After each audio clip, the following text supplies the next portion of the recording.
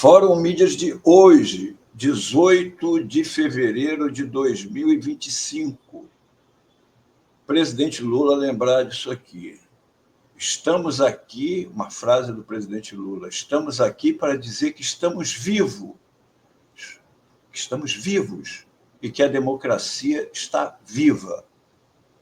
Isso é muito importante, porque a figura do presidente Lula representa para nós o fato de estarmos numa democracia, porque se o presidente Lula não tivesse se disposto a, depois de 580 dias de cadeia injusta, depois de toda a perseguição, depois de todo um governo do Bolsonaro o chamando de ladrão, depois disso tudo, com 70 e tantos anos, hoje 78 anos, se dispor a entrar no meio dessa guerra de novo. Então, é bom lembrar desse assunto. Então, vamos lembrar, vamos ver, estão falando que o presidente Lula está isolado, que o presidente Lula já não é mais o mesmo. Mas vamos rememorar aqui algumas coisas. Isso aqui no dia 10 de dezembro de 2024, isso aqui é o boletim médico do Hospital Sírio-Libanês. O presidente Luiz Inácio Lula da Silva esteve ontem à noite no Hospital Sírio-Libanês, Unidade Brasília, para realizar exame de imagem após sentir dores da cabeça. A ressonância magnética mostrou hemorragia intracraniana. O presidente Lula quase bateu as botas, quase morreu. Certo?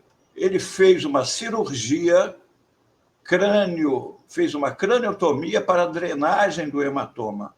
A cirurgia transcorreu sem intercorrência. No momento, o presidente encontra-se bem, sob monitorização em leito de UTI. Não foi uma brincadeirinha que ele teve. Aqui, dia 15 de dezembro, o presidente teve alta hospitalar, ou seja, podia sair do hospital. Aí ele teve alta hospitalar e, nos corredores do hospital, ele caiu numa primeira arapuca. Vamos lembrar os fatos. Entrevista a Sônia Bride no programa Fantástico, onde ele caiu numa arapuca. Ele pensou que fosse uma entrevista ao vivo, ele deu a entrevista e, em seguida, eles foram para o estúdio montar e editar a entrevista, contextualizando o presidente sem ele ter direito de comentar, fazendo uma defesa da Lava Jato, dizendo que ele teve direito à ampla defesa no processo, quando todo o processo foi anulado exatamente porque ele não teve um julgamento justo. Foi a primeira arapuca em que ele caiu. Naquele mesmo dia,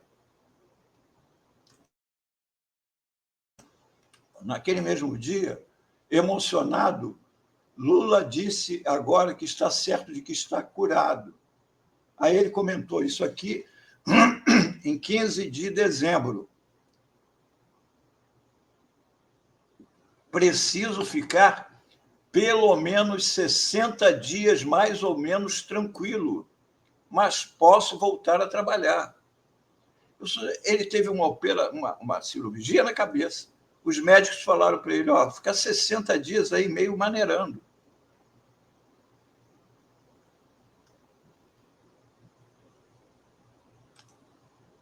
Dia 27 de janeiro, lembre-se, ele foi operado dia 10 de dezembro.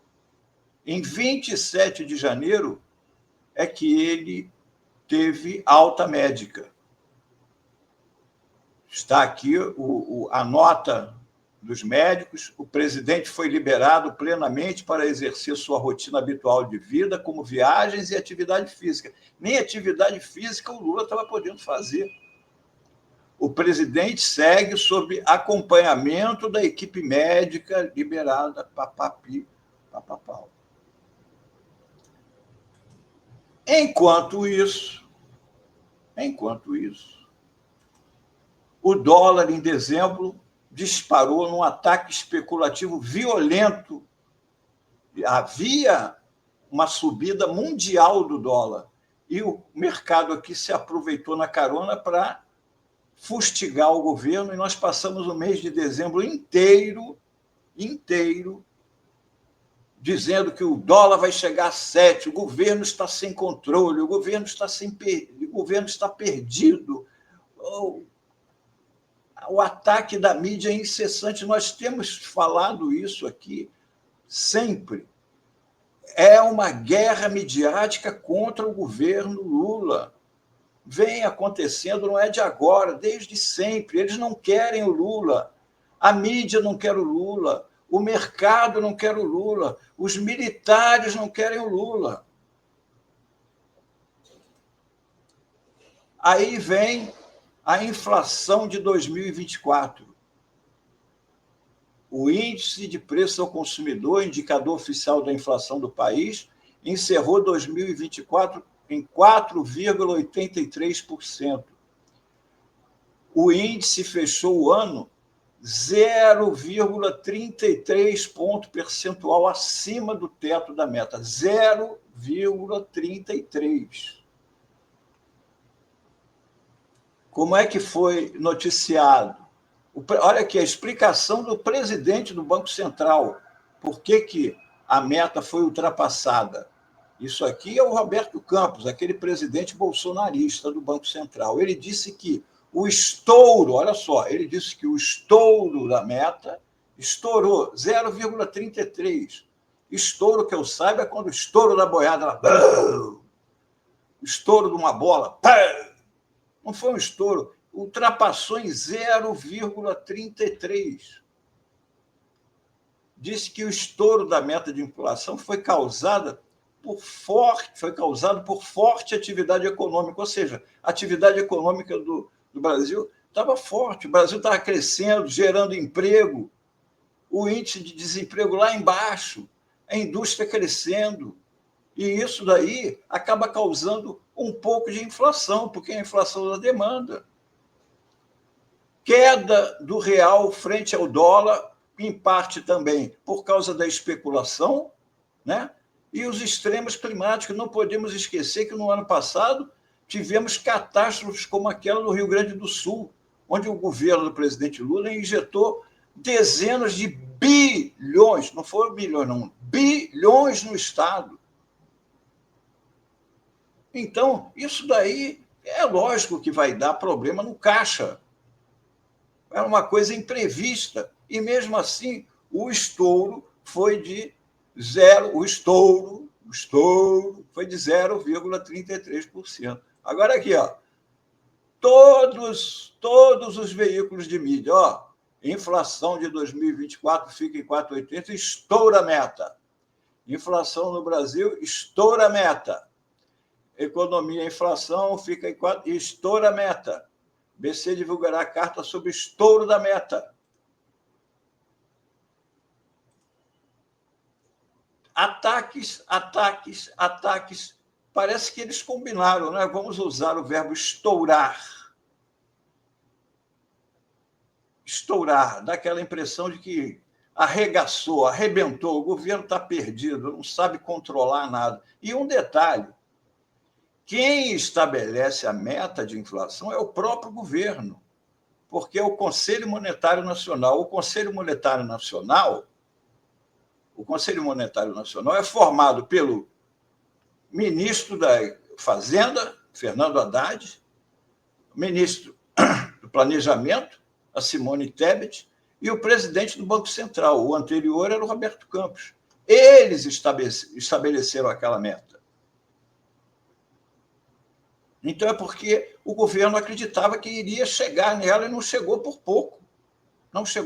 Poderia aumentar. Agora mesmo tem uma meta de inflação, eles podem se reunir.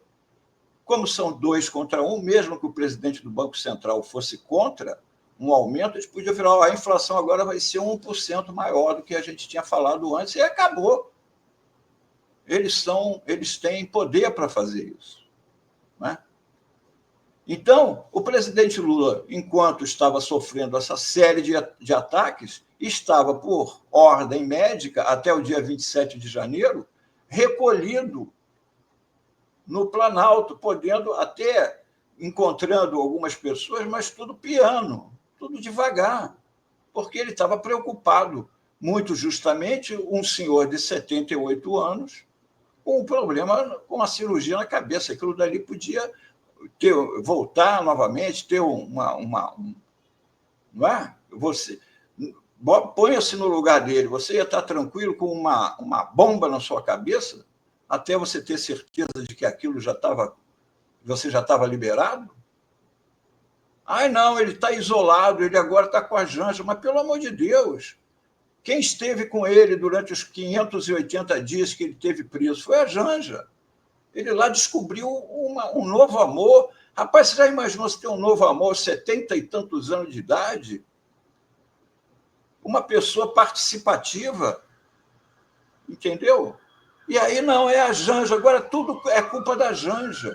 A Janja que parece aquele monte de amigo do solteirão, que depois o cara se casa e fica falando, ele nunca mais veio aqui beber com a gente, ele nunca mais veio aqui jogar futebol com a gente, pescar aqui, andar de jet ski, fazer motociata. Ele gosta de ficar com a mulher dele. Bom mesmo era o Bolsonaro, que a mulher dele ia por um lado lá com o cabeleireiro e maquiador, e ele ficava lá andando no meio dos homens lá, toda aquela felicidade. Eles queriam que o Lula fosse Bolsonaro. O Lula não é o Bolsonaro. Exato. Ainda vem aqui atentado contra o Lula. Além dele ficar sabendo, durante o período que estava convalescendo, que havia o golpe de Estado, constava o assassinato dele. O Jair Bolsonaro e a sua quadrilha haviam planejado o assassinato do Lula e do seu vice Alckmin e do Alexandre de Moraes. Mas a guerra não acabou, não. Isso aqui é a Folha hoje, o site da Folha. Dei um print nesse detalhe aqui. Olha só a série de notícias. Lula faz pressão política para interferir em empresas e órgãos públicos. Antes de criticar lenga-lenga no Ibama, o presidente mirou Banco Central, Petrobras e Vale. PT muda estatuto em reunião tensa, libera a reeleição sem limites e dificulta a renovação. Planalto avalia que crise de popularidade eleva a fatura de reforma ministerial. Isolado e capturado, presidente se esforça para perder em 2026, diz advogado próximo do partido. Tarcísio critica atual chefe do executivo e exalta Bolsonaro para 2026, apesar da inelegibilidade. Editoriais. Impopularidade pode aumentar irresponsabilidade fiscal. Emendas individuais são campo fértil para tomar lá da cá. A guerra continua. Aí tem essa frase aqui do Lula. Lula, eu quero dizer para vocês é que 2026 já começou. Nós já estamos em 2026. A campanha não é só quando começa o horário eleitoral. Nós já estamos vivendo, desde o início do governo, 2026, com os ataques sistemáticos ao governo. Lembram que a gente já comentou várias vezes aqui no Fórum Mídias, quando há algum índice bom, há o menor índice de desemprego dos últimos 20 anos, mas isso pode aumentar a inflação. Não é? Sempre é adversativa. Sob ataque o tempo inteiro. Então, aqui, o que eu quero dizer para vocês é que 2026 já começou. Está aí declarada a guerra. Agora, a questão é você decidir de que lado você está. De que lado você está? Porque já estamos na campanha. Você está do lado do Lula ou está do lado de lá? Nós não temos uma terceira via no Brasil. Ou é Lula ou é a extrema-direita. com o Bolsonaro ou com o Tarcísio. E aí cada um se posiciona. Agora, não caia nessa conversa da mídia. Contextualize o que estão lhe dizendo. Contextualize. Que tem preço de alimentos subindo, é claro, basta ir ao supermercado que você vê. Os preços estão caríssimos. E, além de estar caríssimo, tem que lembrar que, antes do governo Lula, durante os governos Temer e Bolsonaro, o salário mínimo não teve reajuste. Então, o poder aquisitivo da população, para baixo. Para baixo. Agora, queria que o Lula, em 2 anos, fizesse milagre. Então, é isso. Tem que contextualizar e tem que ver de que lado você está, porque não tem alternativa. Ou você está do lado do Lula ou está do lado de lá. Escolha. Era isso o Fórum Mídias de hoje. Muito bom, Melo, muito bom mesmo. Essa contextualização, né, de tudo o que envolveu o presidente Lula nos últimos meses é essencial para compreender esse momento, né? A questão da internação, né, as ameaças de morte, essa campanha permanente da mídia contra o presidente Lula, ajuda a explicar, em partes, o porquê o Lula, deste terceiro mandato, por vezes se porta de maneira diferente do Lula do segundo ou do primeiro, mas, em essência, né, é um governo que vem se esforçando, né, na medida do possível, para cumprir suas promessas, exercer seu programa de governo em meio a uma artilharia pesada, né, uma artilharia pesada da mídia, do mercado financeiro, da extrema-direita, dos golpistas, e incessante, né? Muito bem colocado, muito bem lembrado aí, né? O Melo resgatou coisas que a gente já vinha falando no Fórum Mídias aqui desde o início do quadro, né, Melo? E exato, isso não cessa, né? E é isso, o Fórum Café, né? Um dos principais intuitos aqui é trazer a notícia, mas trazer a análise, fomentar o debate, né, Ana, Melo? Então a gente trouxe aqui o texto do Cacai, e depois o que o Cacai disse sobre o seu texto, e o Melo traz toda essa contextualização também, para que a gente procure, né, entender um momento político, e cada um, claro, com as suas opiniões, cada um, claro, agindo da maneira como melhor lhe convém. O nosso papel aqui é sempre trazer todas as informações que ajudem a compreender esse momento, né? E aí cada um, claro, opta pela sua visão e pelo seu modo de agir, né? E por isso que Melo está aqui fazendo essa análise, que daqui a pouco o Cacai vai estar no 11h30 também, falando sobre o que o levou a escrever aquele texto, que tem causado tantas reações. Está dividido aqui nosso chat, né, Ana e Melo? Tá, hoje o chat está muito intenso, a gente agradece. E queria trazer, viu, Melo, várias reações. Eu mesmo, quando você falou aí da Janja, exatamente o que eu penso também, jogam tudo em cima dela, quando ela é a companheira que está segurando a onda, colocar a culpa de um suposto isolamento do presidente por causa dela é muito vil, né? A Nelly, ela fala o seguinte, Antônio Mello é a roda do nosso jardim. Karen fala o seguinte, eu quero esse corte na minha mesa às 9h. A gente vai providenciar, como sempre, os cortes às aqui. Às 2 horas. Às 2, você está pedindo às 9, a Fora é tão eficiente que vai estar na sua mesa às 2h, 6 horas antes do pedido aí. 9h, a gente ainda está aqui trabalhando no Fórum Café. Karen disse parabéns. A Nina Publi mandou um superchat, a gente agradece sempre os superchats, bravíssimo Melo. Obrigado. A Ângela diz o seguinte, exato, Janja dá apoio, que é importante. Aqui a Cláudia fala, a Janja virou a Yoko Ono. Verdade, certo? Dá para fazer um pouco essa comparação. Maria de Fátima, Antônio Melo, o senhor lavou minha alma com sua análise. Acho que eu já tinha trazido esse. É isso, muito, não dá para trazer tudo, gente, infelizmente, mas trouxemos aqui uma parte aí representativa dos comentários que vieram nesse chat, nesse dia 18 de fevereiro, no excelente Fórum Mídias de hoje. Isso aí, gente, valeu, Melo. Até amanhã. Valeu, obrigado, um abraço a todos, até amanhã.